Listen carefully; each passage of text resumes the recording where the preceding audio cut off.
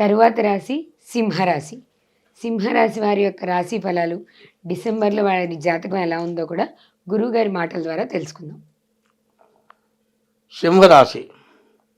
ఈ రాశి 5వ రాశి సింహరాశి. సింహస్యాధిపతి సూర్య. సింహరాశికి అధిపతి సూర్యుడు. సింహరాశి ఏంటో, సింహరాశికి అధిపతి ఏమిటో, మరి ఆ రాశి యొక్క స్వభావం ఏమిటో ముందు తెలుసుకోవాలి.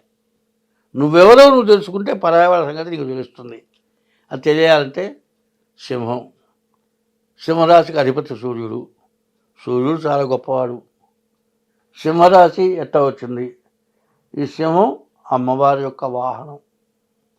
ఈ సింహం స్వభావం ఏంటి? సింహం అంటే భయంకరంగా ఉంటుంది. అది అడవికి మృగరాజు అయింది సింహం. అడవికి మృగరాజు ఎట్లా అయింది అంటే, మనం కడుపు నిండా అన్నం తిన్న తర్వాత ఎక్కడ ఏమి కలవని పాలతో తయారైనటువంటి కళాకారుని తెచ్చి ఒక్కరోజు తింటే తింటారా, మానుకుంటారా? ఖచ్చితంగా తింటారుగా. ఒరిజినల్ కళాకారుని కదా, ఒక్కరోజు తినడానికి ఏమైనా తింటాం. సింహం ఆ పని చేయదు. ప్రాణం పోతుందన్నప్పుడే వేటాడుతుంది. మిగతా టైంలో ఆ జీవరాశి ఎంత బలమైనా సరే, ఎంత రుచికరమైన జంతువైనా సరే దాని జోలికి పోదు. అడవిని మొత్తం చక్కగా పరిపాలిస్తుంది. అదేగా సింహం వేటాడేది ఎప్పుడంటే, బాగా బలమైన జీవరాశి, బాగా ఎక్కువ తూకం గల జీవరాశి, కనీసం 10 జీవరాశులు తిన్నా కూడా మిగిలేటువంటి జీవరాశిని చూసి వేటాడుతుంది. అది వేటాడేటప్పుడు మిగతా జీవరాశులను కూడా కాపలగాస్తాయిట. బాగా చిలగొట్టిన పండుని కనుక మనం తినడానికి ప్రయత్నం చేసేవాళ్ళు ఇదివరకు. చిలగొట్టిన పండు అంటే బాగా పండింది, మంచి రుచి అయింది కాబట్టి పెద్దవాళ్ళు ఏరి ఇప్పుడైతే ఎంగిల్ తినచ్చు జనం, ఆ చిలగొట్టిన పండు తింటారు. అట్లాగే ఆ సింహం వేటాడేటువంటి జీవరాశి కోసం కాపలగాస్తాయిట. కడుపు నిండా తిని భుక్తాయాసం వచ్చి కొంతసేపు అక్కడ పడుకొని మళ్ళీ తర్వాత లేచిన తర్వాత మళ్ళీ తిని అప్పుడు వెళ్ళిపోతుంది. ఇక అక్కడి నుంచి 15 రోజుల దాకా ఆహారం దొరికిపోదు. ఏ జీవరాశిని చంపదు. ప్రతి జీవరాశితో తల్లి బిడ్డలు ఉన్నట్టుగా ఉంటుంది కాబట్టి ఆ సింహం అడవికి మృగమైంది. అదే కాదండి, అంత నీతి నియమ ధర్మాలు కలిగింది కాబట్టి అమ్మవారికి వాహనమైంది. అమ్మవారి వాహనమే కాదండి, సూర్యుడు సకల దేవతా స్వరూపం కాబట్టి ఆ సింహరాశికి అధిపతి అయినాడు. ఇటువంటి రాశిలో పుట్టడం అంటే గొప్ప తక్కువ? గొప్పే గురుగారు. చాలా గొప్పగా ఎవరితో చెప్పొద్దు, అందరూ చెప్పచ్చు ఇది. అటువంటి సింహరాశిలో పుట్టావు కదా, ఇంకా తర్వాత ఇంకో జన్మంటూ మంచి జన్మ కావాలంటే ఎట్లా ప్రవర్తించాలి? మంచిగా ప్రవర్తించాలి. ఎంతో మంచిగా ప్రవర్తించాలి. ఇది సోది అనుకుందామా?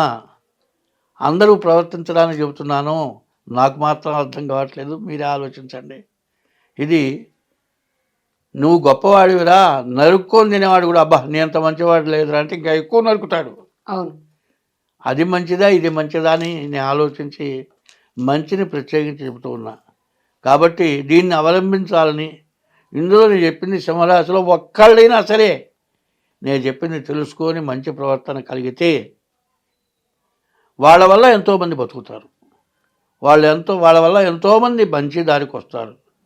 కాబట్టి ఈ రాశిలో మనం చూస్తే ఏ ఒక్క గ్రహం కూడా పనికిరాదు.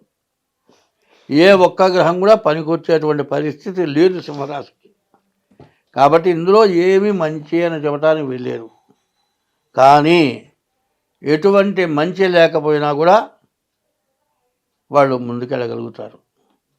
గజ ఈతగాడు యువతల ఒడ్డు నుంచి అవతల ఒడ్డుకు ఈదుకుంటూ వెళ్ళగలుగుతాడు ఎంత కష్టమైనా. అట్లాగే వీళ్ళు కూడా అంత ముందుకు వెళ్ళగలరు. అంటే వాళ్ళని ఎట్లా చేసుకుంటే గజ ఈతగాడు ఈత కొట్టి ఎట్లా వెళ్ళగలడో వాళ్ళ జాతకాన్ని చూపించుకొని, ఆ జాతకాన్ని చెప్పి నాబోటి వాళ్ళు చెప్తారు. చాలామంది అడుగుతారు, వాడు పుట్టినరోజు వరకు ఈ రోజు వరకు జరిగింది చెప్తాను నేను. అన్ని ఏముందని నాకు ఇది నమ్మకం లేదంటాడు. అంతా వింటాడు, నిజంగా జరిగింది ఒప్పుకుంటాడు. ఏమో నా జ్యోతిష్యం మీద నమ్మకం లేదంటాడు. మరి ఎందుకు నన్ను అడిగాడో, ఆ సోది ఎందుకు చెప్పించుకున్నాడు, నాకు బుద్ధి ఎందుకు పుట్టిందో నువ్వు చెప్పాను తగగా వాళ్ళు కొట్టుకుంటాను నేను. ఆ? అట్లా ఉంటుంది. వీళ్ళది అట్టా కాదు, ఖచ్చితంగా అవలంబించగలుగుతారు. వీళ్ళ జాతకం చాలా మంచిది. కాబట్టి జీవితానికి క్రిటికల్ సమయం ఇది. కాబట్టి ముఖ్యంగా మీ జాతకం చూపించుకోండి, దాన్ని పరిహారం చేసుకోండి, మీకు అన్ని విధాలా బాగుంటుంది. తర్వాత ద్వాదశంలో కుజు బాగాలేడు, సప్తమంలో ఉన్న శని బాగాలేడు. మరి ఇదంతా కూడా నోటుతో చెప్పేటువంటి పరిస్థితులు కావు.